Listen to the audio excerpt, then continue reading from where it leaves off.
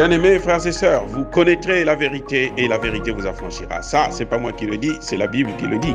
Mais moi, je vous dis mieux. Vous connaîtrez la vérité historique, notamment celle de vos ancêtres kémites, et vous aurez une vision globale de ce que c'est que la vraie souveraineté politique. J'ajoute, vous reviendrez à la spiritualité africaine ancestrale et vous comprendrez les enjeux de l'indépendance économique. Et pour terminer, vous accepterez votre identité culturelle kémite et vous obtiendrez deux choses. La première, c'est la paix. La seconde, c'est le développement, à une condition. L'unité de toute l'Afrique noire, l'unité de tous les Noirs du monde entier.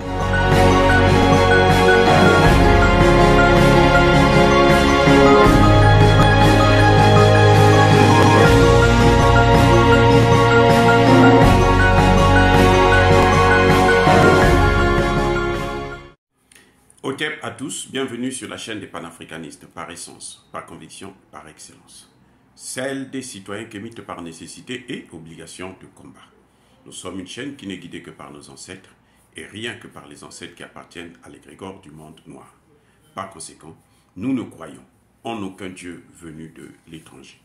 Toutefois, cette vidéo n'est aucunement destinée à inciter à la haine ou à la violence, car nous menons un combat qui est d'abord et avant tout spirituel, intellectuel et démocratique. Ensuite, il est politique, géopolitique et géostratégique contre l'impérialisme, le colonialisme, le néocolonialisme et l'endocoloniat, qui sont tous qualifiés de crimes contre l'humanité. Nous menons ce combat sur la base du principe fondamental que nous avons hérité de nos ancêtres kémites, qui est celui de la Mahat, c'est-à-dire solidarité, vérité et justice. Vous êtes donc en droit de connaître la vérité. Et nous avons l'obligation de vous dire la vérité, rien que la vérité, afin que justice soit rendue au continent africain.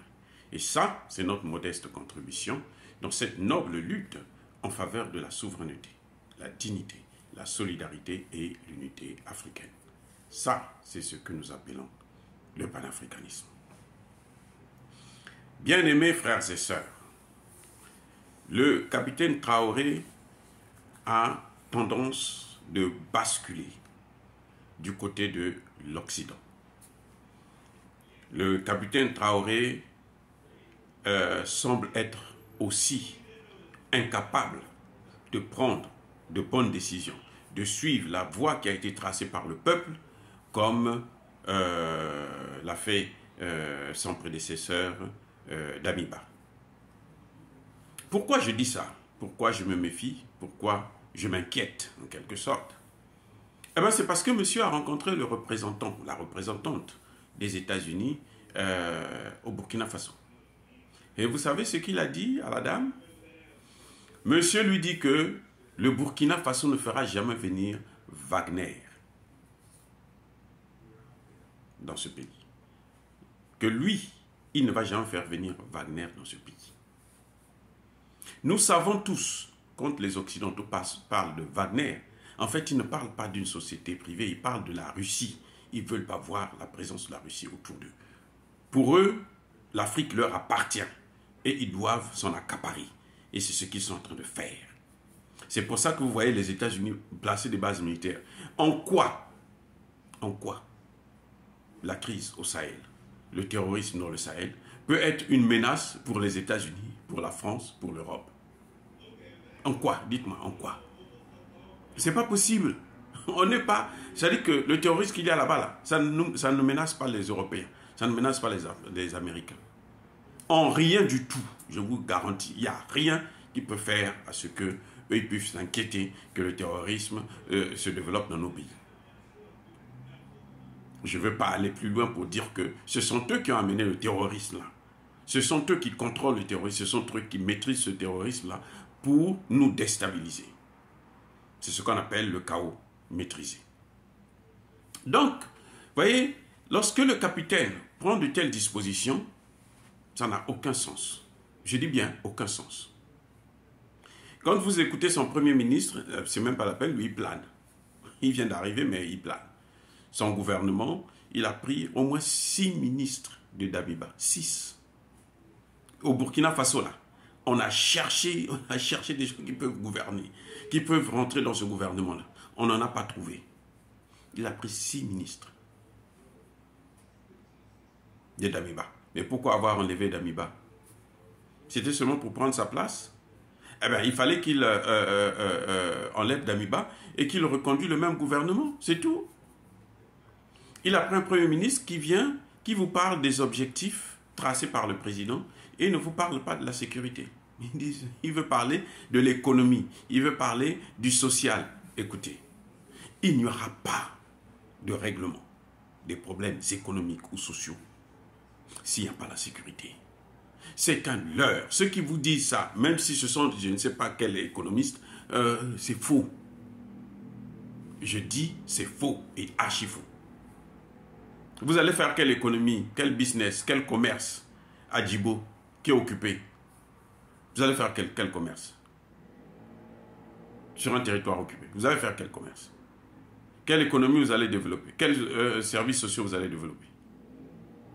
C'est ça, c'est-à-dire que on a fait croire qu'au Mali, pour régler le problème contre le terrorisme, il faut qu'il y ait, que ce soit accompagné du développement économique. Non.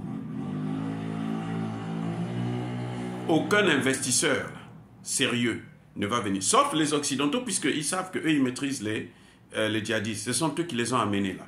Donc, ce sont leurs partenaires dans la destruction, la déstabilisation du continent africain. Donc, eux, ils peuvent venir faire le business. Mais quand ils viennent dans ces circonstances-là, l'État ne contrôle rien, ils viennent pour piller. Donc, si le Premier ministre, Maître Apollinaire, veut être sérieux, qu'il arrête de nous parler de Sankara d'abord. Parce que les circonstances de Sankara, ce n'étaient pas les circonstances d'aujourd'hui. Sankara n'était pas président dans un pays occupé, à 40%, sinon plus. Sankara n'était pas président dans un pays où les écoles, plus de 2000 écoles ont fermé. Plus de 2 millions d'enfants sont à la traîne à la maison. Sankara était dans un pays stable, où il y avait la sécurité. Donc il pouvait se concentrer sur les problèmes économiques et sociaux.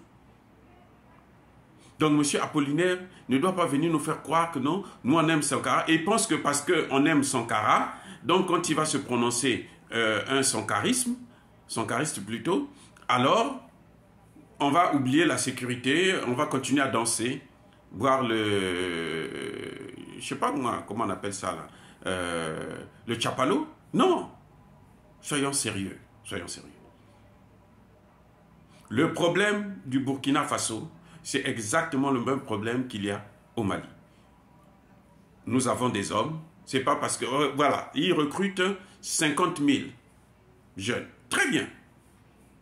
Mais il va les équiper avec quoi? Il croit que c'est l'armée américaine, ce sont les Américains qui vont les équiper, ou bien c'est encore les Français qui vont leur donner 2 hélicoptères pour de temps en temps essayer de divertir la masse? Non.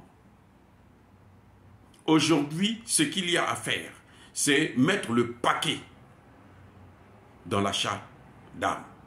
Voilà. Et pour faire la différence, puisque aujourd'hui, on voit que les djihadistes ont même des drones. Ils ont utilisé ça au Mali. C'est donné par les Occidentaux, qui se plaignent que l'Iran a donné des drones à la Russie. Bref, aujourd'hui, il faut acheter des armes. Et il faut acheter des armes chez les ennemis des Occidentaux. Aussi simple que ça. Si vous voulez, parce que les Occidentaux arment déjà les terroristes, donc vous devez prendre des armes de l'autre côté. C'est pour ça que Tshisekedi a du mal au Congo démocratique là, à venir à bout des M23. Parce que lui compte sur les Occidentaux pour l'aider, pour acheter des armes. Et ces gens-là, quand ils vous vendent des armes, soit ce sont des armes qui ne fonctionnent pas bien, soit c'est parce qu'eux, ils mettent le paquet de l'autre côté. Ils ne peuvent pas vous donner les mêmes armes, sinon il y aura la même force. Donc que le capitaine cesse de nous prendre pour des idiots. Hein? Voilà. Si il veut jouer avec la jeunesse, là, tant mieux. Mais avec nous, là, il ne peut pas jouer. Non. Qu'il arrête de nous prendre pour des idiots.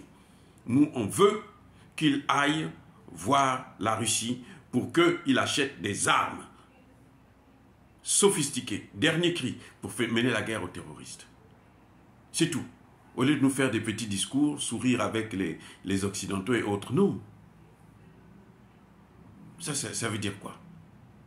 Le Premier ministre parle, il fait tout un discours, il ne parle pas de la sécurité, il parle de le bien-être, l'économie. On va se mettre au travail. Qui va se mettre au travail? On a besoin des armes. Et les armes, là, le seul partenaire sérieux dans le domaine d'armement, c'est la Russie, jusqu'à preuve de contraire. L'Amérique n'a pas le droit de venir donner des leçons au Burkina Faso, parce que ce sont eux qui ont détruit le Burkina Faso, qui ont déstabilisé la région. Ce sont eux. Ils n'ont aucun droit de venir s'imposer sous prétexte qu'ils vont... Mais les intimidations, là, Monsieur Traoré, vous n'avez pas peur, vous ne devez pas avoir peur de ça. Vous êtes un soldat, prouvez-nous que vous êtes un soldat. Qu'on ne peut pas vous influencer avec des théories, non, parce que, ou bien on va venir vous donner 1 milliard, vous prêter 1 milliard. Non. Vous savez, ce que vous ne comprenez pas, l'Ukraine, là, les armes qu'on est en train de lui donner, là, l'argent qu'on est en train de lui donner, là, c'est pas cadeau, hein.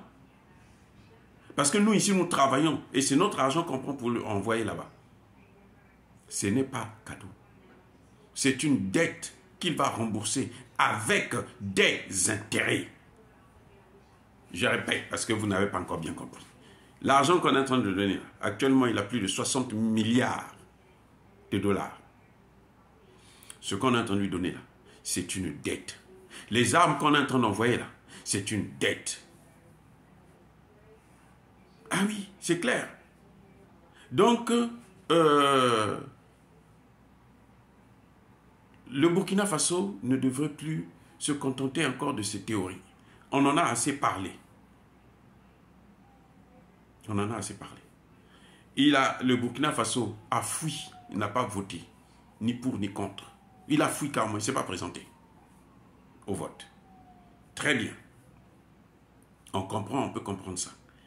Mais nous, ce que nous demandons aujourd'hui, et c'est pour ça que vous avez vu que la population est encore sortie, et ce vendredi, c'est à cause de ça.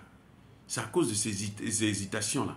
C'est à cause de ce qu'il a dit aux représentants, à la représentante américaine.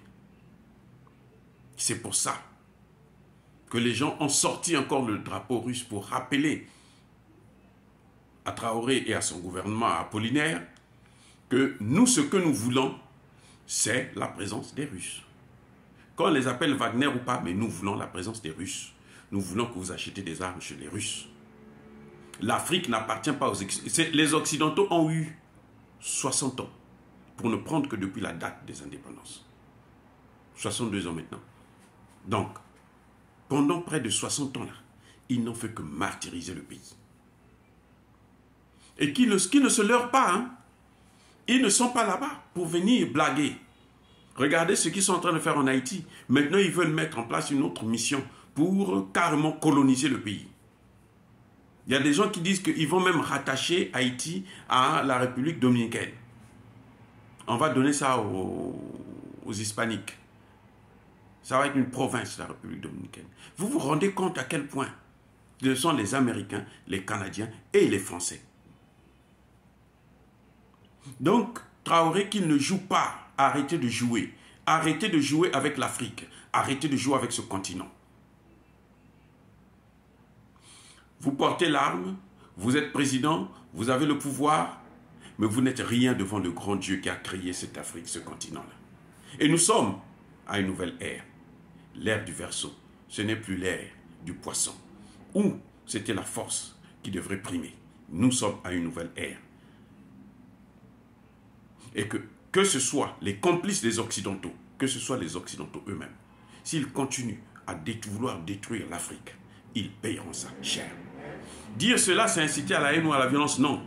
Ya Bakoler V, Ya Malembe. Je persiste et je signe. Soyez bénis par le Dieu des Kémites. Et que tous ceux qui persécutent les Africains, et notamment les panafricanistes, tous ceux qui pillent et déstabilisent le continent africain, qu'ils puissent être foudroyés, qu'ils puissent être écrasés, qu'ils puissent être punis, qu'ils puissent être maudits par le Dieu des Kémites et par nos ancêtres angélisés. J'ai dit et j'assume. Eux, ils marchent par la foi et non par la vue.